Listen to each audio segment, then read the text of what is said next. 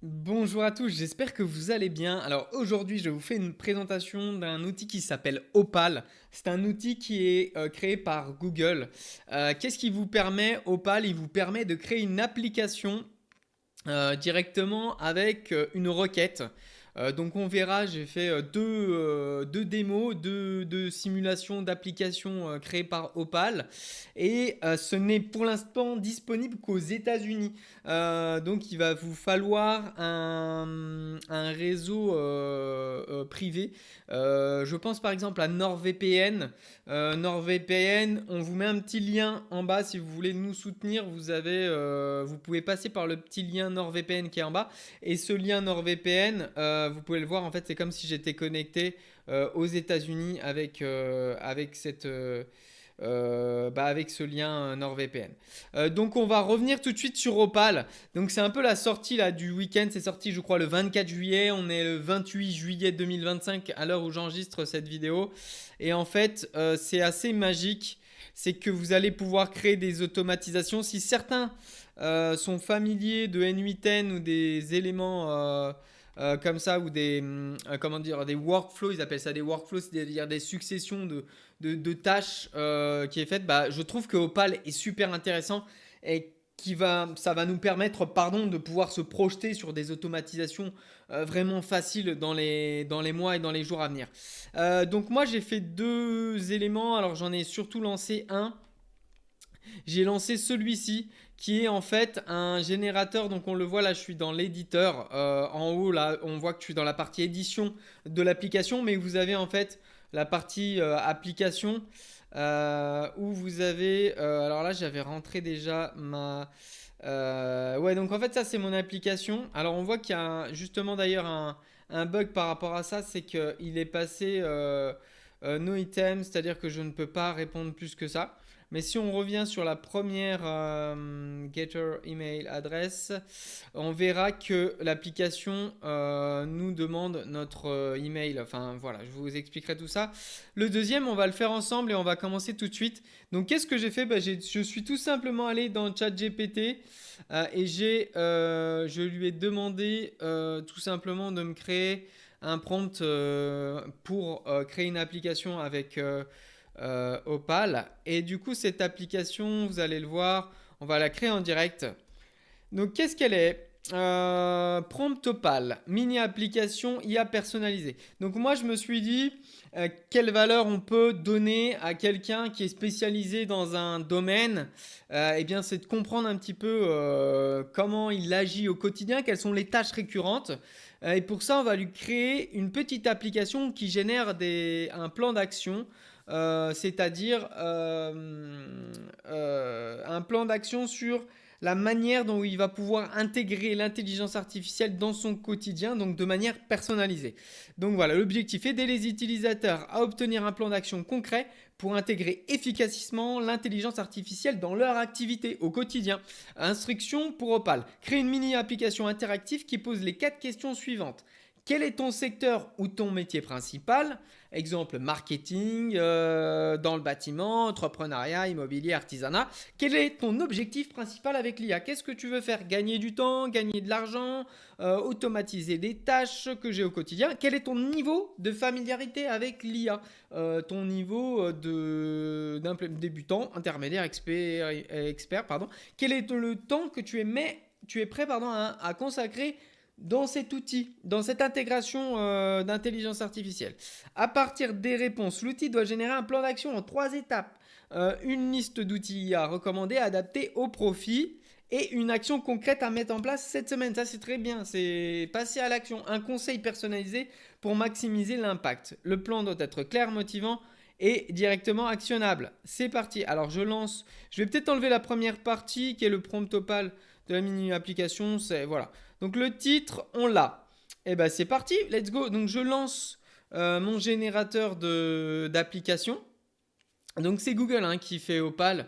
C'est assez fou, je trouve. C'est gratuit, mais comme je vous le disais, c'est pas encore efficace en France. Ce n'est pas encore actionnable en France. Il faut passer sur les États-Unis. Alors, là, on voit qu'on a notre éditeur et on a notre visualisation avant de la mettre en ligne. Donc, start. Your premium factor, sector or profession. Alors, il sonne en anglais, c'est pas grave. On va mettre marketing. Allez, hop, marketing. Our main any integration objective. Quel est l'objectif de ton intégration? Et ben, je vais mettre gagner du temps et de l'argent. Et de l'argent, hop. Gagner du temps et de l'argent. Alors là, à quel point je suis familier avec l'intelligence artificielle, je vais mettre une note sur 10.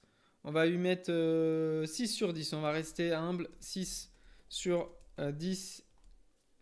Quel temps je suis prêt à consacrer sur une semaine? Je dirais, je suis prêt à mettre, allez, à raison de 2 heures par semaine sur, on va pas mettre 7 jours, hein. Tout le monde ne travaille pas 7 jours sur 7. On va mettre sur 5 jours. Allez, on met 10 heures pour que ce soit réaliste. 10 heures par semaine. 10 hours per week. Super. Et ben là, il nous génère un plan d'action IA. Tac, et on le voit en fait, ça s'active. On voit que il prend toutes les données, il génère un plan d'action. Et il nous a fait visiblement un plan d'action parce que ça vient de se terminer. Pas encore.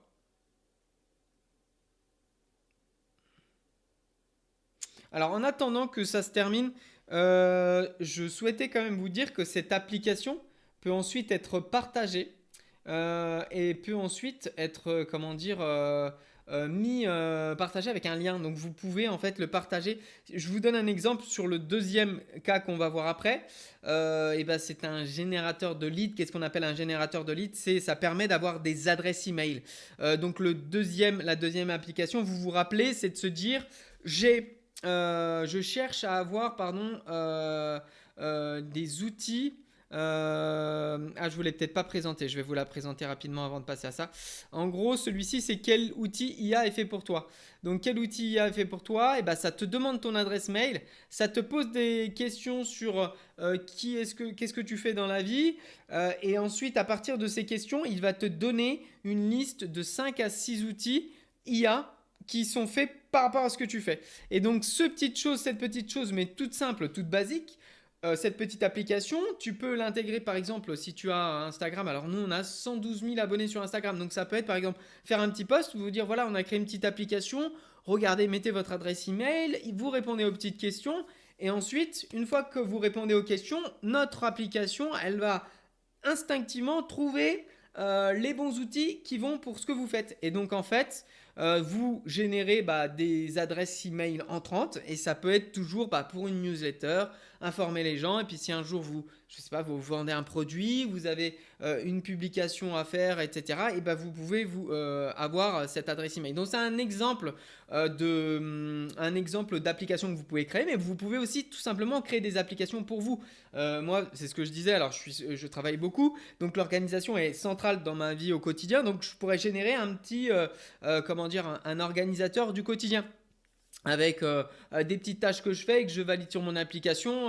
Je pourrais imaginer que je les coche une fois qu'elles sont faites et que je vois un pourcentage de mon évolution sur ces tâches. Donc pourquoi on ne prendrait pas la création d'un site donc comme Lovable ou d'autres c'est d'autres outils qui permettent de créer des sites internet ou des mini applications. Là tout simplement c'est gratuit. C'est un outil de Google, donc vous pouvez aussi connecter votre adresse mail, Drive, etc. Donc c'est super intéressant pour ça aussi. Donc voilà, je trouvais ça super intéressant de vous présenter Opal.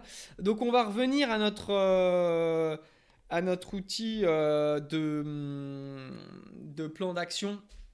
Alors voilà. En tant que spécialiste du marketing avec un objectif clair, donc on le voit à droite, c'est juste là, avec un objectif clair, gagner du temps et de l'argent, une familiarité de 6 sur 10, un engagement de 10 heures par semaine, voici votre plan d'action.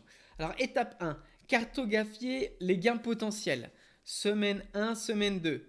Identifier les goulots d'étranglement et les tâches répétitives qui consomment le plus de votre temps et de votre budget. Pensez à la rédaction de contenu, la recherche de mots-clés, l'analyse de bases de données et de campagnes, la création d'ébauches. L'objectif est de trouver des points d'entrée à fort impact où l'IA peut apporter des améliorations rapides et mesurables. Et oui, c'est ça le but, c'est de ne pas se décourager, c'est d'avoir tout de suite des petites friandises qui vous permettent de continuer à exploiter l'IA. Donc l'étape 2, automatisation ciblée et expérimentation. Donc choisissez une à deux tâches identifiées dans l'étape 1. Donc les tâches pardon, qu'on a décidé, bah, je sais pas, je suis dans le marketing, je passe beaucoup de temps à envoyer des emails. Bah, peut-être que je peux les automatiser avec ChatGPT, faire des GPT, on a fait une vidéo là-dessus, faire un GPT spécialisé où j'automatise mes emails et intégrer un outil IA pour les automatiser ou les accélérer. Bah, dans ce cas-là de l'email, si on prend l'exemple d'automatisation des emails, c'est de se dire bah, je vais intégrer ChatGPT, je vais faire un GPT et au quotidien, je vais l'utiliser pour gagner du temps et in fine de l'argent. Générer des idées, optimiser des petites parties de campagne ou analyser des données simples pour libérer votre temps. Mesurer explicitement le temps ou l'argent économisé sur ces tâches spécifiques. C'est des choses que je ne fais pas, mais c'est intéressant. En fait, c'est pour continuer à utiliser l'IA, c'est de se dire, bah voilà, j'ai intégré l'intelligence artificielle. Maintenant, combien de temps concrètement ça m'a fait gagner? Parce que tout ça, ça vous fait changer de mentalité et ça vous fait dire, ok, en fait, vraiment, c'est quelque chose qui change ma vie au quotidien. Il faut que je continue à l'utiliser. C'est cette petite carotte qui vous permet de continuer à utiliser les outils au quotidien.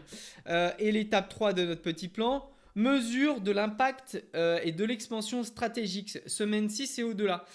Donc en fait, après plusieurs semaines d'utilisation, évaluer les économies de temps et d'argent réalisées grâce à vos premières intégrations, utiliser des données pour justifier l'expansion de l'IA.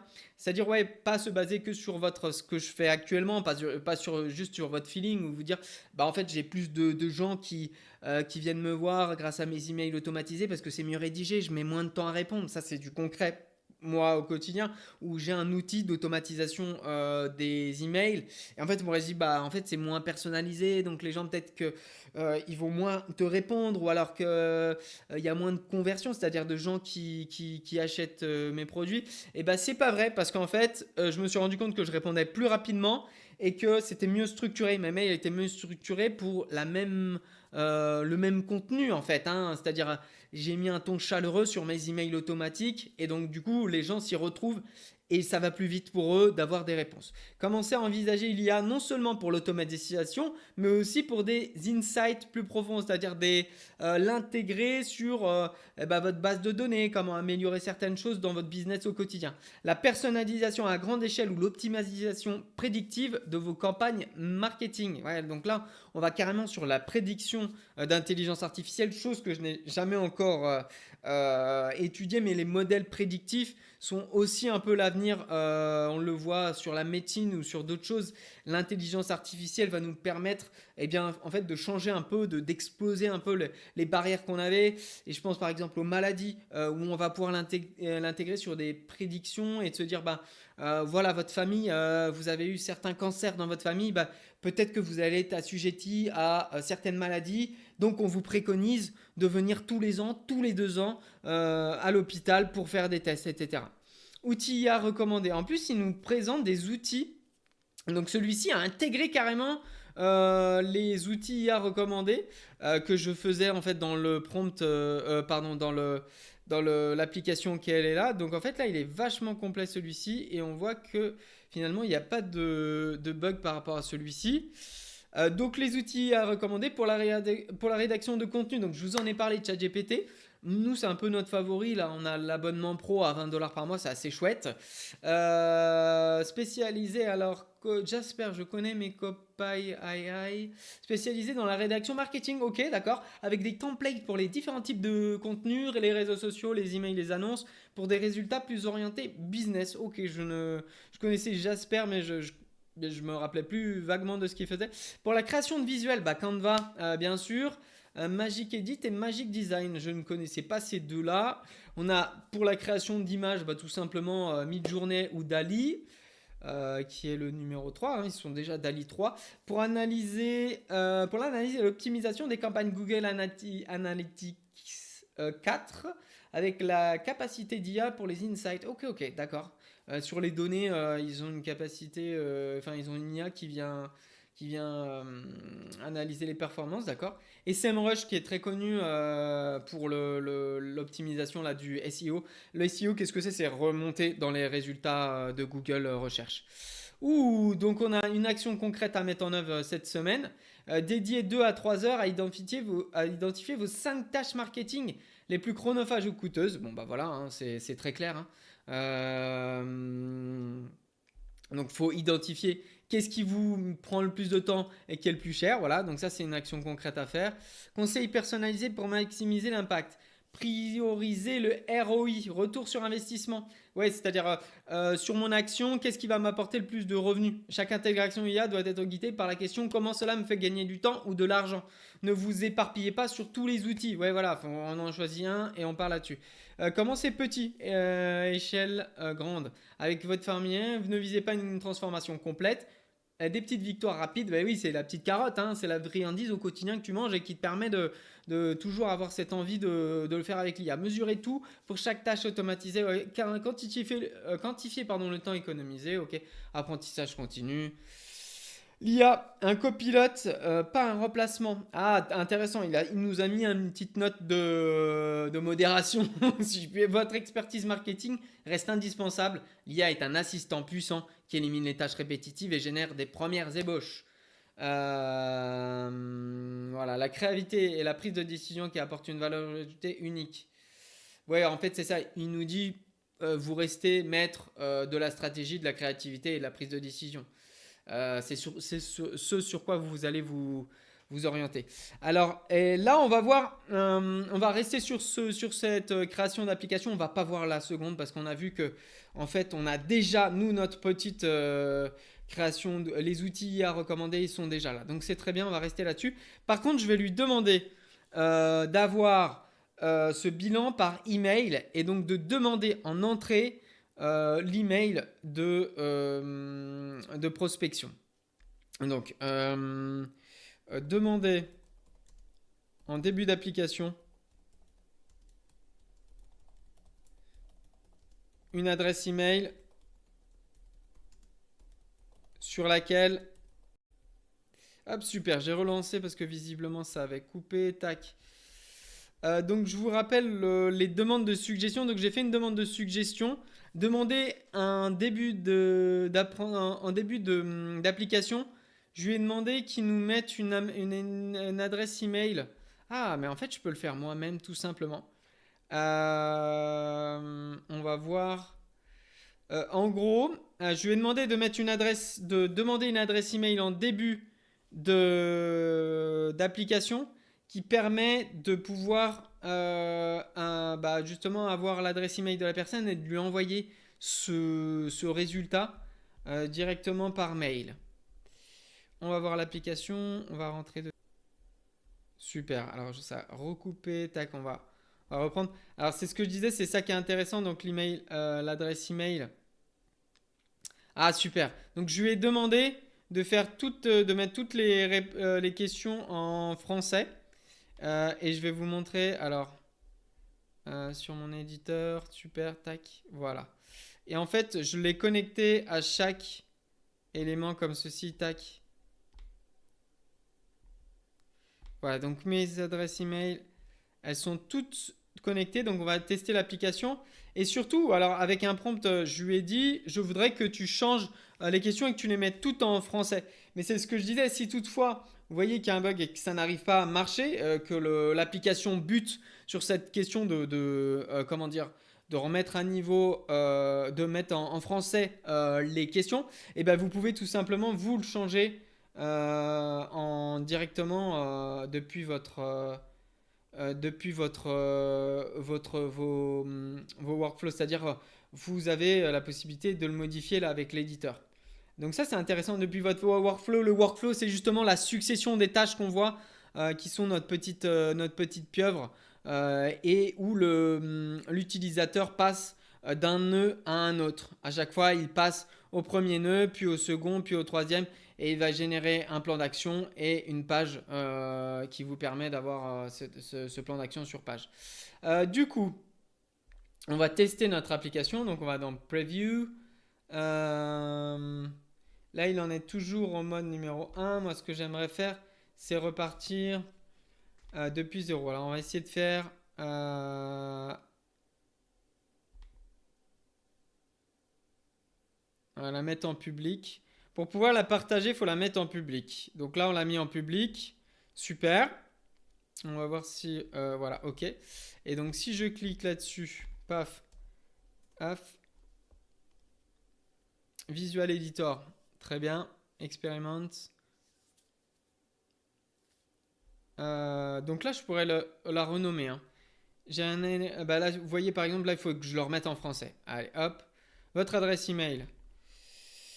On va mettre une fausse adresse email, charles@hotmail.fr. Super. Votre secteur profession principal, ben on va prendre l'exemple agent immobilier. Allez, paf.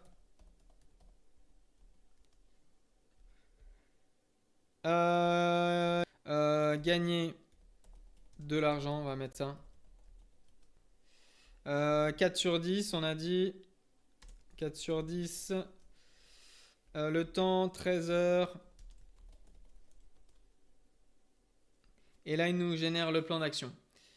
Donc on a vu que quand on cliquait sur les outils, donc ça c'est à modifier avec en éditant l'application. On a vu quand on cliquait au-dessus sur les outils ou le plan d'action, bah en fait ça générait pas d'image et que c'était un peu bloqué. Action, plan, web page. Donc là on va voir, il est passé à l'étape suivante, c'est-à-dire il nous fait justement une page spécialisée où justement on va pouvoir étape un maîtriser, ok, étape 2. Donc là, il nous l'a fait, c'est excellent. Il nous l'a fait de manière comme ça, de manière en étape un 2 3 ok. Outillage recommandé ChatGPT, Canva, CRM. Donc il change, hein. Parce que tout à l'heure, c'était Jasper qui nous avait recommandé. Et puis là, il nous recommande HubSpot ou Zoho, le CRM à mettre en œuvre cette semaine. Donc une action concrète à faire maintenant et des conseils personnalisés pour maximiser un petit peu son impact par rapport à l'intégration de l'IA. Et ben voilà, c'est tout pour cette application. J'espère que ça vous a plu. En tout cas, je trouve ça incroyable les outils gratuits qui sortent. Alors, jusqu'à quand ça va être gratuit? Je pense qu'ils vont générer un maximum d'utilisateurs. Et une fois qu'ils auront le monopole, eh bien, malheureusement, ça va passer à des plans payants. Si vous souhaitez intégrer enfin, si vous souhaitez essayer pardon, Opal, je vous mets le petit lien dans la description pour NordVPN et pour avoir ce réseau privé qui vous permet de vous localiser aux États-Unis comme je le suis actuellement. Sinon, bah, faudra attendre la sortie en France. Ils n'ont pas donné de date précise sur une sortie en Europe. Et je vous dis à très vite, bonne journée, au revoir.